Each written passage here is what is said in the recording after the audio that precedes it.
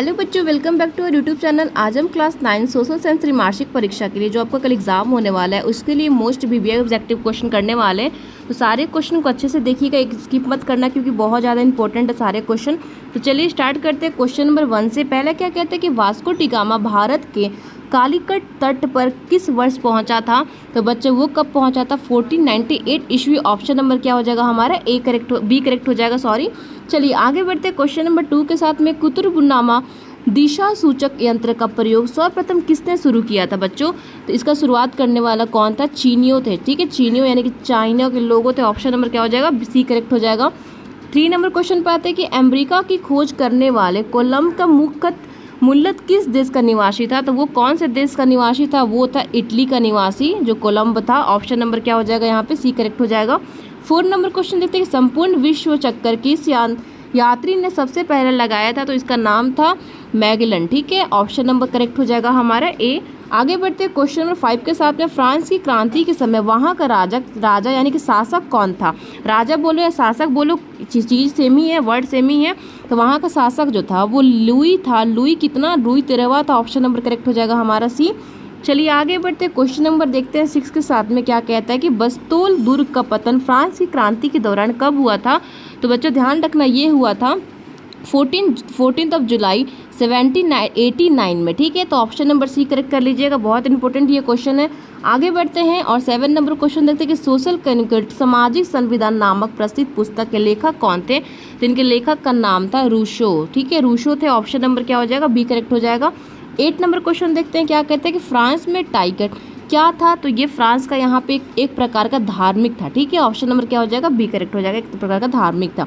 चलिए आगे बढ़ते हैं। क्वेश्चन नंबर देखते हैं 9। अमेरिका के दक्षिण छोर उत्तमाशा अंतरिक्ष कैप ऑफ गुड होप की खोज किसने की थी? इनका नाम था Bartholomeus Dias. Option number B correct हो जाएगा। क्वेश्चन नंबर 10 देखते हैं, ये भी क्वेश्चन बहुत ज़्यादा इंपॉर्टेंट है। फ्रांस में राजाशाही का पूर्ण अंत कर उसे गणतंत्र कब घोषित किया गया था? तो किया गया था कब इनको? तो ध्यान रखना, ये क्वेश्चन बहुत ही ज़्यादा वीवीआई है। तो 1792 ईस्वी में, यानी कि हमारा आंसर हो जाएगा ऑप्शन नंबर सी 1792 ईस्वी में। ठीक है, चलिए क्वेश्चन नंबर आते हैं 11 में। बोस्टन की पार्टी की घटना का संबंध किस देश से स्वतंत्र संग्राम से है? तो यहाँ पे कौन सा देश है? तो अमेरिकी स्वतंत्र संग्राम हो जाएगा। ऑप्शन नंबर हमारा करेक्ट हो जाएगा बी। चलिए इसके साथ हम लोग क्वेश्चन नंबर 12 पे आगे। नई दुनिया को पूरी तरह विस्तार से समझना और इसका नाम अमेरिका रखने के पीछे किसका नाम जुड़ा था? तो किसका नाम जुड़ा था? ध्यान रखिएगा, ये क्वेश्चन बहुत ज़्यादा इंपॉर्टेंट है। 10th में भी ये क्वेश्चन पूछा गया था एक बार और 9th के तो चैप्टर में भी है। तो ध्यान रखना, ये हमारा अमेरिको वेस्पुकी हो जाएगा। ऑप्शन नंबर करेक्ट कर लीजिएगा बी। आगे बढ़ते हैं और 11 नंबर 12 नंबर हो गया 13 के साथ में, जो कि हमारा यहाँ से अब जियोग्राफी यानी कि भूगोल का सेशन स्टार्ट होता है 13 नंबर से। भारत का कुल भौगोलिक क्षेत्रफल लगभग कितना है? तो हमको लगभग बताना है। तो यहाँ पे क्या होगा? 32.8 लाख वर्ग किलोमीटर। ऑप्शन नंबर क्या हो जाएगा? ए करेक्ट हो जाएगा। चलिए 14 नंबर क्वेश्चन देखते हैं। कौन सी आशांक रेखा भारत को लगभग 2 बराबर भागों में बांटती है? तो ये हमारा कर्क रेखा हो जाएगा। ठीक है, चलिए आगे बढ़ते हैं क्वेश्चन नंबर 15 के साथ में। भारत का मानक योमेत्र यानी कि स्टैंडर्ड मेरिडियन देशांतर क्या है?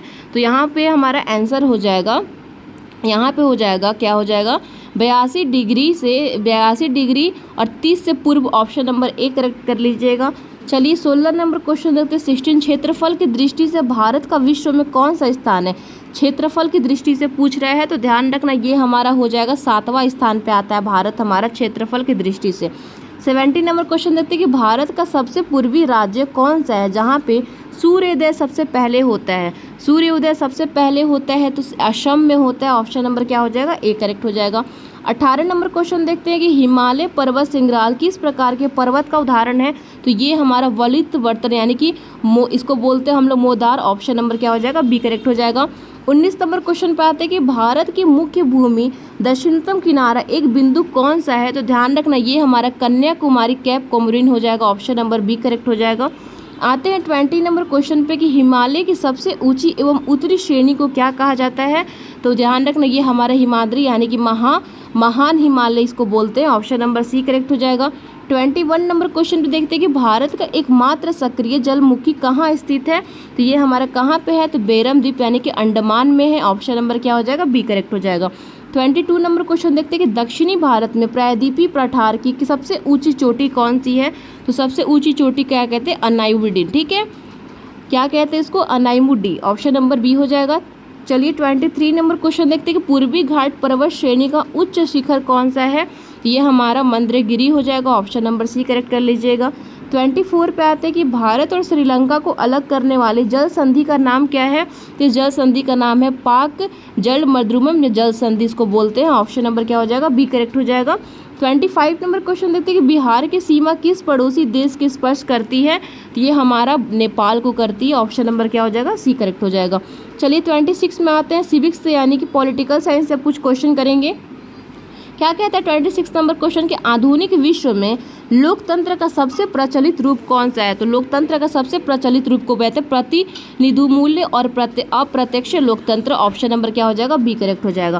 क्वेश्चन नंबर 27 पे आते हैं। क्या कहता है यहाँ पे कहता है कि चिली में 1973 में लोकतांत्रिक सरकार का तख्ता जो पलट होता है वो किस सैनिक जनरल ने किया था? तो उस सैनिक जनरल का नाम था अगोस्टो पिनोसे। ठीक है, चलिए क्वेश्चन नंबर 28 पे बढ़ते हैं। दक्षिण अफ्रीका में रंग भेद की नीति के खिलाफ लंबा संघर्ष करने वाला नेता कौन था? तो इनका नाम था Nelson Mandela. Option number correct हो जाएगा यहाँ पे भी। 29 नंबर क्वेश्चन देखते हैं कि लोकतंत्र के बारे में प्रसिद्ध कथन लोकतंत्र जनता का, जनता द्वारा, जनता के लिए शासन है, ये किसका है? तो ये याद रखना बहुत ज़्यादा इंपॉर्टेंट है। तो अब्राहम लिंकन का ये कथन स्टेटमेंट है। ऑप्शन नंबर हमारा बी हो जाएगा, अब्राहम लिंकन। चलो आगे बढ़ते हैं 30 नंबर के साथ में पोलैंड में सोलिडेरिटी नामक स्वतंत्र मजदूर संगठन का नेतृत्व किसने किया था? तो इनका नाम क्या था? लेक वालेशा। ऑप्शन नंबर करेक्ट हो जाएगा यहाँ पे ए। चलिए 31 नंबर क्वेश्चन से बढ़ते हैं आगे। संयुक्त राष्ट्र संघ यूनो की सुरक्षा परिषद में कितने स्थायी सदस्य देश है जिन्हों वीटो पावर मिला है? एक होता है स्थायी, एक होता है अस्थायी। यहाँ पे स्थायी पूछ रहे हैं तो वीटो पावर प्राप्त हुआ है कितने देशों को? तो 5। अस्थायी होता है 10 हो जाता, लेकिन यहाँ पे प्रश्न में स्थायी पूछ रहे हैं तो 5 हो जाएगा। 32 नंबर देखो, निम्नलिखित में कौन सा शासन व्यवस्था नागरिकों को गरिमा और समानता प्रदान करती है? तो ध्यान रखना ये हमारा हो जाएगा लोकतंत्र, डेमोक्रेसी। ऑप्शन नंबर सी कर लीजिएगा। 33 पे आते हैं। सैनिक तानाशाही वाले देशों में अंतिम निर्णय लेने की शक्ति किसके पास होती है? तो ये हमारा सेना प्रमुख और तानाशाह के पास होती है। ऑप्शन नंबर सी करेक्ट हो जाएगा। 34 नंबर पे आते हैं। चिली में किस वर्ष जनमत संग्रह का द्वारा पिनोस की तानाशाही अंत हुआ था? तो हमारा आंसर हो जाएगा यहाँ पे 1988 ईस्वी। ऑप्शन नंबर करेक्ट कर लीजिएगा यहाँ पे भी। चलिए 35 में आते हैं 35 नंबर क्वेश्चन पे कि नेपाल में किस वर्ष राजा निरुकुंज शासक समाप्त कर लोकतंत्र पुनः स्थापित किया गया था? तो 35 का हमारा आंसर हो जाएगा और बहुत इंपॉर्टेंट क्वेश्चन है ये, 2006 में ईस्वी में किया गया था। 2006 याद रखिएगा। ऑप्शन नंबर सी हो जाएगा। चलिए 36 नंबर क्वेश्चन देखते हैं।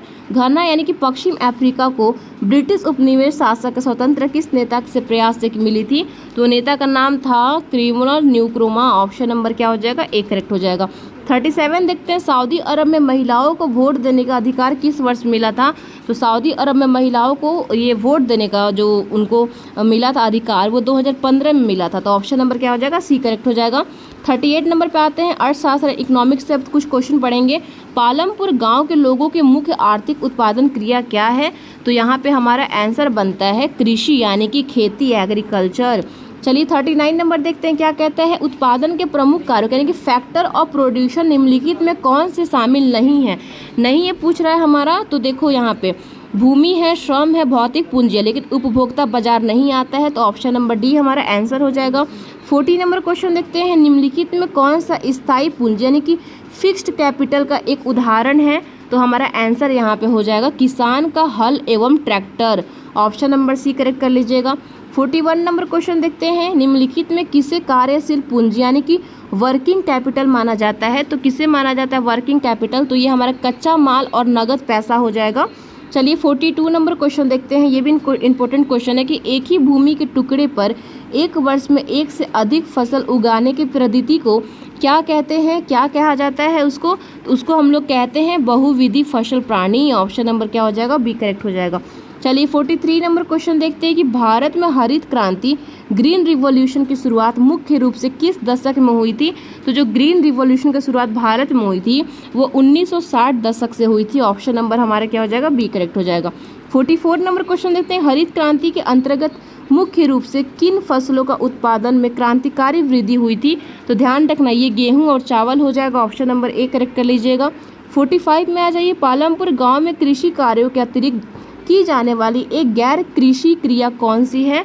तो ये हमारा हो जाएगा डेयरी और पशुपालन। ठीक है, चलिए 46 पे आ जाइए। उत्पादन का वो साधन जो निष्कर्ष होता है और जिसके बिना कोई उत्पादन संभव नहीं है वो कहलाता है, तो उसको हम लोग कहते हैं भूमि। ठीक है, चलिए आते हैं 47 में। हरित क्रांति के दौरान अत्यधिक पैदावार के लिए उपयोग किए जाने वाले उन्नत बीजों को कहा जाता है, तो क्या कहते हैं? उसको कहते हैं HYB बीज। ऑप्शन नंबर क्या हो जाएगा यहाँ पे? एक करेक्ट हो जाएगा। 48 नंबर देखते हैं, पालमपुर गांव के निकटतम बड़े कस्बे या शहर का नाम क्या है? तो हम लोग इसको बोलते हैं रायगंज। Option number B. चलिए 49 पे आ जाते हैं। मानव पूंजी ह्यूमन कैपिटल के निर्माण के लिए सबसे महत्वपूर्ण तत्व है, तो क्या है सबसे महत्वपूर्ण तत्व? तो शिक्षा, स्वास्थ्य, कौशल, परिश्रम। ऑप्शन नंबर क्या हो जाएगा? सी करेक्ट हो जाएगा। और ये हमारा लास्ट क्वेश्चन है, बहुत ज़्यादा इंपॉर्टेंट है। क्या कहता है ये क्वेश्चन कि भूमि मापने के जो मानक इकाई यानी कि स्टैंडर्ड यूनिट होता है उसको क्या कहते हैं? तो उसको कहते हैं हेक्टर। हेक्टर बोला जाता है। ऑप्शन नंबर करेक्ट हो जाएगा बी। तो बच्चों उम्मीद है कि आज का वीडियो आपके लिए हेल्पफुल रहा होगा। अगर वीडियो पसंद आई होगी तो लाइक, शेयर, सब्सक्राइब जरूर कर दीजिएगा। जिसको भी PDF चाहिए आप लोग मेरे टेलीग्राम से ज्वाइन हो जाना, मैं PDF प्रोवाइड करा दूँगी।